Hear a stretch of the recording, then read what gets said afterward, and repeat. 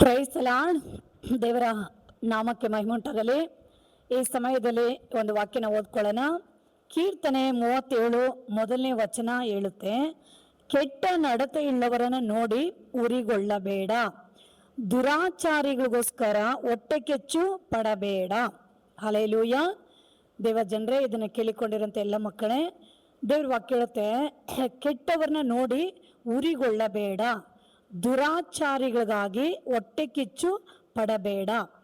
ದೇವ್ರ ವಾಕ್ಯ ಹೇಳುತ್ತೆ, ಕೆಟ್ಟವರನ್ನ ನೋಡಿ ಏನು ಮಾಡಬಾರ್ದಂತೆ, ನಾವು ಉರಿಗೊಳ್ಳಬಾರ್ದು. ಹೌದು, ಎಲ್ಲಿ ನೋಡಿದ್ರೆ ಈ ದಿನಗಳಲ್ಲಿ ಕೆಟ್ಟವರು ಹೆಚ್ಚಾಗಿ ಕೆಟ್ಟದನ್ನು ಮಾಡ್ತಾನೆ ಇರ್ತಾರೆ. ತುಂಬ ಕೆಟ್ಟ ಕಾರ್ಯಗಳನ್ನು ಮಾಡೋರು, ಕೆಟ್ಟ ಕೆಲಸಗಳನ್ನು ಮಾಡೋರು, ಕೆಟ್ಟ ನಡತೆ ಉಳ್ಳವರು, ಕೆಟ್ಟದಾಗಿ ಜೀವಿಸುವಂಥ ಜನರು ಅಲ್ಲಲ್ಲಿ ಎಲ್ಲ ಕಡೆಗಳಲ್ಲಿ ಇದ್ದಾರೆ. ಆದರೆ ದೇವ್ರ ವಾಕ್ಯ ಹೇಳುತ್ತಂದರೆ, ಆ ಕೆಟ್ಟವ್ರನ್ನ ನೀವು ನೋಡುವಾಗೆ ನಿಮ್ಗೇನಾಗುತ್ತೆ, ಅವ್ರ ಮೇಲೆ ಕೋಪ ಬರುತ್ತೆ, ಅವ್ರ ಮೇಲೆ ಉರಿಗೊಳ್ತೀರಾ, ಅವ್ರಿಗೆ ಮನಸ್ಸಲ್ಲಿ ಅವ್ರನ್ನ ಶಪಿಸ್ತೀರಾ, ಅವ್ರಿಗೆ ವಿರೋಧವಾಗಿ ಅನೇಕರು ಗುಸು ಗುಸು ಮಾತುಗಳನ್ನ ಮಾತನಾಡಿಕೊಳ್ತೀರಾ. ಹಾಗೆ ನೀವು ಮಾಡುವಾಗೆ ಏನಾಗುತ್ತಂದರೆ, ದೇವರ ದೃಷ್ಟಿಯಲ್ಲಿ ಅದು ಒಂದು ದೊಡ್ಡ ನಾವು ಪಾಪ ಮಾಡುವರಾಗಿ ನಾವು ಇರುತ್ತೇವೆ. ಹಾಗೆ ನಾವು ಇರಬಾರದು. ಅದಕ್ಕೆ ದೇವ್ರ ವಾಕ್ಯ ಹೇಳುತ್ತೆ, ಕೆಟ್ಟವನ್ನ ನೋಡಿ ನೀನೇನು ಮಾಡಬಾರ್ದು, ಉರಿಗೊಳ್ಳಬಾರ್ದು.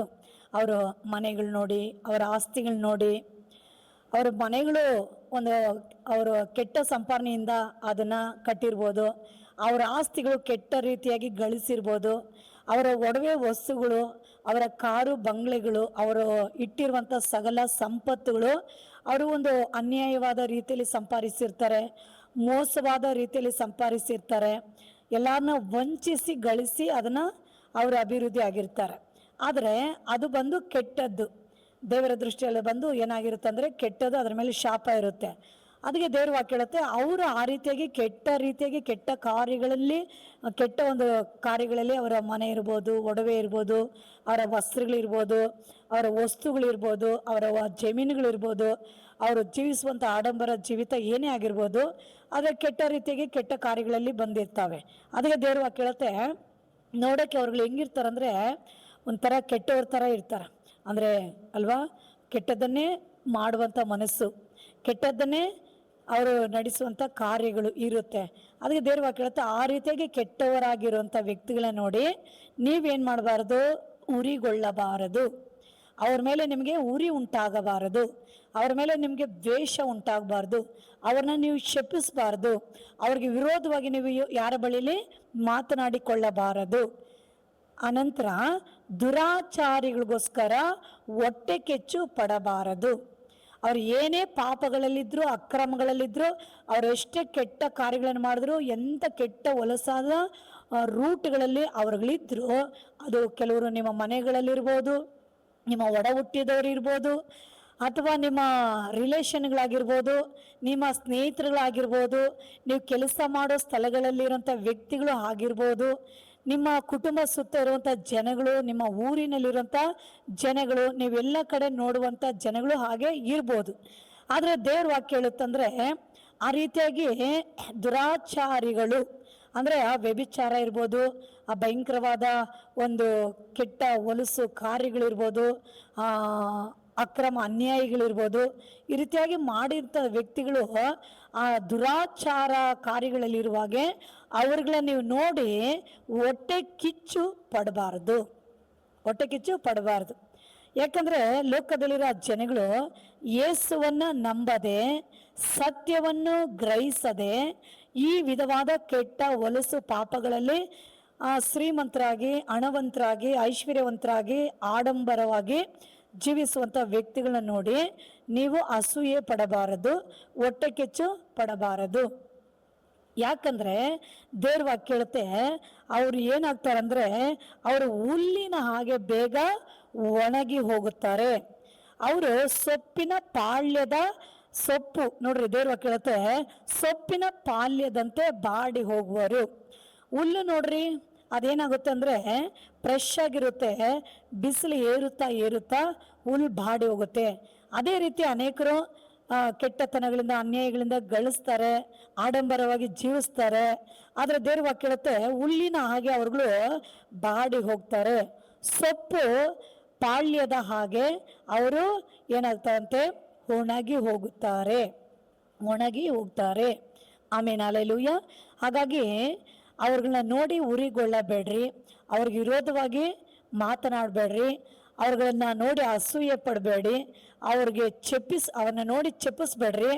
ಅವ್ರನ್ನ ನಿಮ್ಮ ಮನಸ್ಸಲ್ಲಿ, ಹೃದಯದಲ್ಲಿ ಈಗೆಲ್ಲ ಮಾಡ್ತಾರಂದು ಅವ್ರಗಳ ಮೇಲೆ ದ್ವೇಷ ಇಟ್ಕೊಂಡು ಅವ್ರನ್ನ ಹಾಗೆ ಸಾಧಿಸೋಕೆ ಹೋಗಬೇಡಿ. ಅಂಥ ಒಂದು ವ್ಯಕ್ತಿಗಳಿಗಾಗಿ ದೇವರ ಪಾದದಲ್ಲಿ ಪ್ರಾರ್ಥನೆ ಮಾಡ್ರಿ, ಅವರ ಕ್ಷಮೆಗಾಗಿ ಪ್ರಾರ್ಥನೆ ಮಾಡ್ರಿ, ಅವರ ರಕ್ಷಣೆಗಾಗಿ ಪ್ರಾರ್ಥನೆ ಮಾಡ್ರಿ. ಅವರು ಅಂಥ ಕೆಟ್ಟ ಮಾರ್ಗ, ಕೆಟ್ಟ ಕಾರ್ಯಗಳನ್ನು ಬಿಟ್ಟು ಅವರು ಒಳ್ಳೆ ಮಾರ್ಗಗಳನ್ನು ಹಿಡಿದು ದೇವ್ರ ಕಡೆ ತಿರುಗಿಕೊಳ್ಳೋಕ್ಕೆ ಅವ್ರಿಗಾಗಿ ನೀವು ಪ್ರಾರ್ಥನೆಗಳನ್ನ ಮಾಡುವರಾಗಿರ್ರಿ. ಸಾಧ್ಯವಾದರ ಅಂಥವ್ರಿಗೆ ಸತ್ಯವನ್ನು ಹೇಳುವರಾಗಿರ್ರಿ. ಅವ್ರಿಗೆ ಪ್ರಾರ್ಥನೆ ಮಾಡ್ರಿ, ಸತ್ಯ ಹೇಳ್ರಿ. ಅಂಥವ್ರಿಗೆ ದೇವರ ಪಾದದಲ್ಲಿ ನೀವಿಟ್ಟು ದೇವರಿಗೆ ವಹಿಸಿ ದೇವರಿಗೆ ಒಪ್ಪಿಸಿಬಿಡಿ. ಆದರೆ ನೀವು ದೇವರಲ್ಲಿ ನಂಬಿಕೆ ಇಟ್ಟು, ದೇವರಲ್ಲಿ ಭರವಸವಿಟ್ಟು, ದೇವರಲ್ಲಿ ನೀವು ಭಯ ಭಕ್ತಿ ಇಟ್ಟು ನೀವು ಶುದ್ಧವಾಗಿ ಪರಿಶುದ್ಧವಾಗಿ ಜೀವಿಸಲು ನೀವು ಯಾವಾಗಲೂ ಏನು ಮಾಡಬೇಕು, ಆ ಒಂದು ಜೀವಿತದಲ್ಲಿ ನೀವು ಮುಂದುವರಿಯಿರಿ. ಯಾಕಂದರೆ ಪ್ರತಿ ಮನುಷ್ಯ ದೇವರ ಮುಂದೆ ನಿಲ್ಲಬೇಕಾಗುತ್ತೆ.